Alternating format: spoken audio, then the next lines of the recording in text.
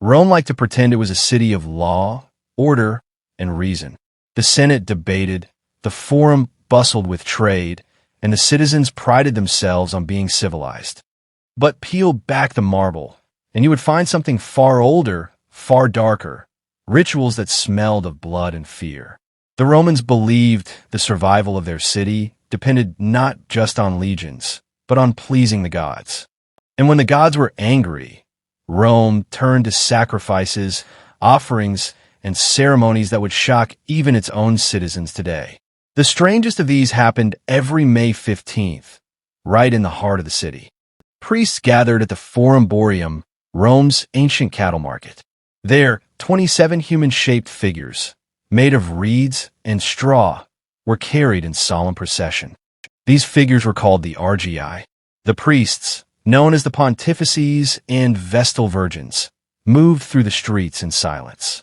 The people watched hushed, and then, in one of the most eerie scenes of Roman religion, the straw figures were hurled from the Pons Sublicius, the oldest bridge in Rome, into the dark waters of the Tiber River.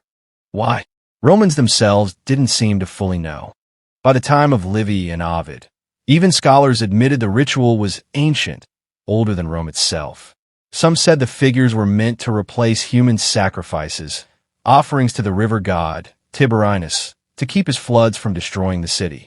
Others believed the argii represented enemies of Rome, symbolically drowned to protect the people. But there is a darker theory, one that Roman writers whispered but rarely said aloud. Before Rome became Rome, this land had been ruled by other tribes, other kings. Some believe that in those early days, the ritual was not symbolic at all. That it was real, that living captives, perhaps Greeks, perhaps conquered enemies, were once thrown from that bridge as blood payment to the gods. It would not have been unusual. Human sacrifice was not unknown in early Rome. Livy records that during the darkest days of the Second Punic War, when Hannibal was at the gates, Rome buried 2 Gauls and 2 Greeks alive in the Forum Boarium as a desperate plea to the gods. Even the most rational city in the world could revert to blood magic when survival was at stake. And the argii were not the only strange rite.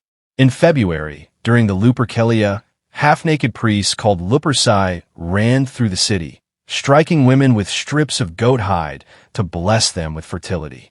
The streets were filled with laughter, but also fear. It was chaos sanctioned by religion. In March, the festival of Mars saw priests known as Salii leap through the city in ceremonial armor, singing war hymns as they carried the ancilia, sacred shields said to have fallen from the sky. No one could touch them without risking divine wrath. And then there was the October horse, perhaps the most unsettling ritual of all. After a chariot race, the right-hand horse of the winning team was sacrificed to Mars. Its head was fought over by 2 rival districts, the Subura and the Via Sacra, who hung it as a trophy on their streets. Blood, fire, fear. Rome was built on them all. But back to the argii. Even as late as the time of Augustus, the ceremony was still performed. The pontifices, the priests of Jupiter, and the Vestals all took part, showing how sacred and necessary this rite was believed to be. It was a state ritual, a public duty, a secret bargain between Rome and the gods. What did it mean? Why keep doing it if no one remembered the reason? Some scholars suggest that Rome feared what would happen if it stopped. Maybe the river would rise, maybe the gods would grow angry, maybe disaster would come. In Rome, tradition was power. To break tradition was to risk the city itself. But there's a chilling possibility. Perhaps some in Rome still remembered the original purpose and performed it not just out of fear, but out of belief. Imagine standing on the bridge that day. The river below is dark, cold, and restless. The priests chant, their white robes rippling in the wind. One by one, the straw men are cast into the water. The crowd is silent, and as the figures vanish into the current, Rome breathes again. The gods are fed. The city will live for another year. Or so they hoped. Because what if the argii were more than a memory? What if they were a warning? What if they were not just straw figures, but a reminder of what Rome had once been willing to do? Sacrifice lives, to keep its destiny alive. And what if one day, Rome might need to do it again? The Tiber has swallowed the argii. The priests turn away. The crowd slowly disperses. Rome goes back to its noise and trade, but something lingers in the air. You can feel it, a silence too deep, as if the city itself is holding its breath. Because this was not the only ritual meant to keep the gods satisfied. Rome was filled with ceremonies, many of them hidden, restricted, or forbidden to outsiders. And some of them were darker than the city dared to admit. One of the most mysterious was the cult of the Bona, the good goddess. Her festival was celebrated every December, but no man was allowed to see it. Even statues of male gods were covered or removed from the house where it took place. The rituals were conducted by the Vestal virgins and Rome's elite women. What happened inside? No one really knows. Ancient writers hint at sacrifices of wine, herbs, and animals. Some even whispered that snakes were present as sacred creatures. But the secrecy made the cult vulnerable to scandal. In 62 BCE, a young politician named Publius Clodius Pulcher disguised himself as a woman and snuck into the festival, reportedly to seduce Pompeia, the wife of Julius Caesar. He was caught and put on trial. The scandal shocked Rome, not just because of the attempted seduction, but because a man had dared to violate the goddess's sanctuary. The ceremony was stopped, the house purified, and Clodius barely escaped conviction. Even Caesar, though he divorced Pompeia, said famously, "Caesar's wife must be above suspicion." The phrase survives to this day. But the Bona Dei was not the only mystery cult Rome feared. The Bacchanalia, rites dedicated to Bacchus, the god of wine and ecstasy, were celebrated in secret groves outside the city. At first, they were small, harmless gatherings.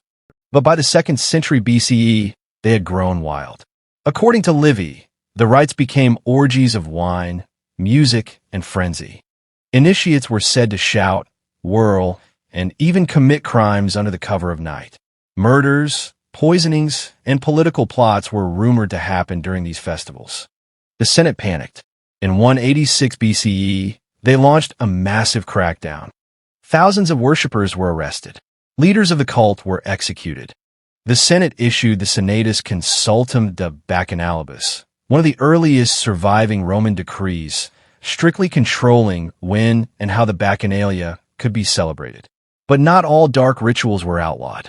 Some were state-sponsored. When disaster struck, Rome turned to the gods in ways that seem brutal to us now. In 216 BCE, after the disaster of Cannae, where Hannibal annihilated a Roman army, panic gripped the city.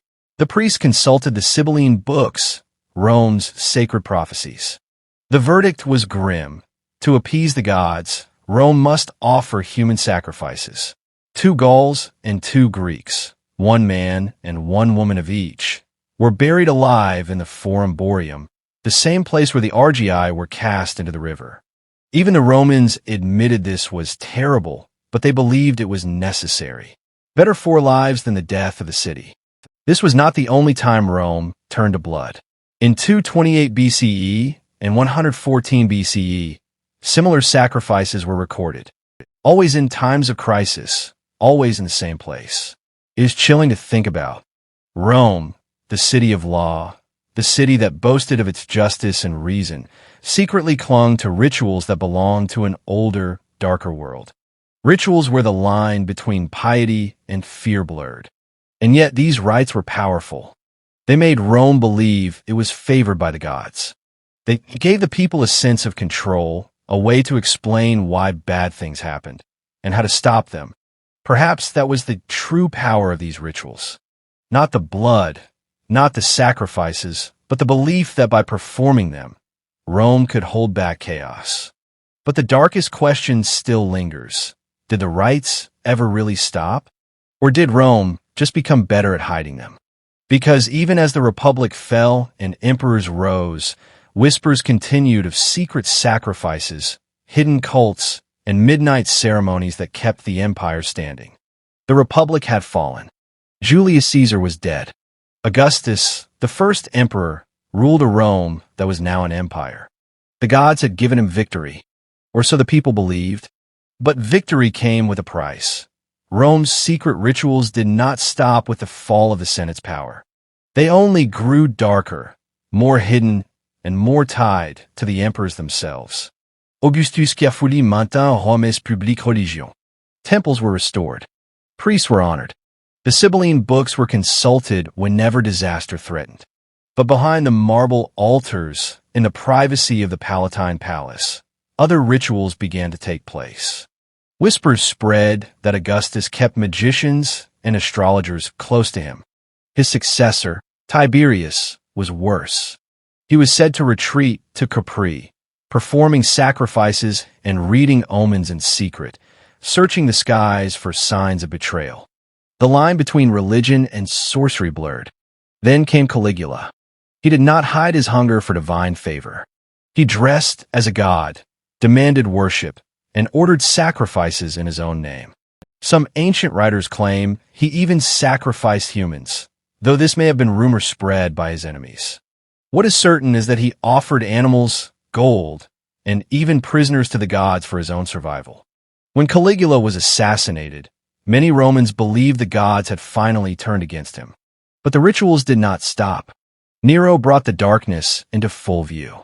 He was obsessed with prophecy, omens, and rituals.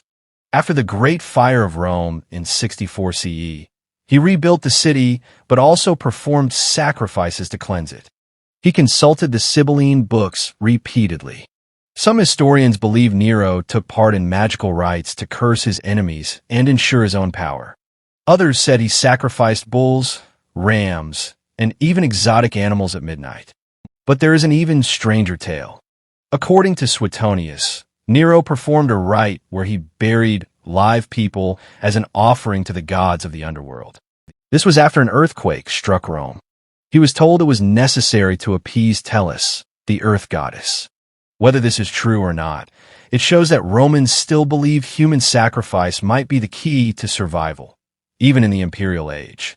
By the 3rd century CE, Rome faced crisis after crisis, plagues, invasions, civil wars. Emperors were murdered one after another. Some turned desperately to magic. The emperor Elagabalus shocked Rome by bringing a black meteorite, the sacred stone of the god Elagabal, from Syria to Rome. He built a temple and forced the city to worship it. He also performed secret ceremonies on the Palatine, offering sacrifices that horrified even Romans. Some sources claim he sacrificed children, though again, this may have been propaganda. But it was enough for the Senate to hate him. Eventually, Elagabalus was assassinated, his body dragged through the streets and thrown into the Tiber. Ironically, like the Argii dolls of Rome's oldest ritual. Even in its final centuries, Rome clung to its rituals. Christian writers accused the emperors of sacrificing to demons. Pagan senators accused Christians of angering the old gods by refusing to join the ceremonies. In 394 CE, the Emperor Theodosius banned the old pagan rites completely. The Vestal virgins were dismissed. The sacred fire of Vesta was extinguished. Rome turned to Christianity. But did the rituals truly die? Archaeologists have found altars, inscriptions, and hidden chambers under Rome streets that suggest secret cults continued for centuries. Bones of sacrificed animals, and sometimes humans, have been discovered in wells and shrines long after paganism was outlawed. It seems that Rome's darkest rituals simply went underground, surviving in whispers and secret gatherings until they finally faded away. Perhaps that is why Rome lasted as long as it did. Perhaps these ceremonies, bloody, terrifying, and mysterious, gave its people the belief that the gods were still with them. And perhaps, deep below the modern city, there are still undiscovered chambers, still holding the ashes of Rome's most secret offerings, waiting for the day someone finds them and learns just how far the eternal city went to stay eternal. Story finished.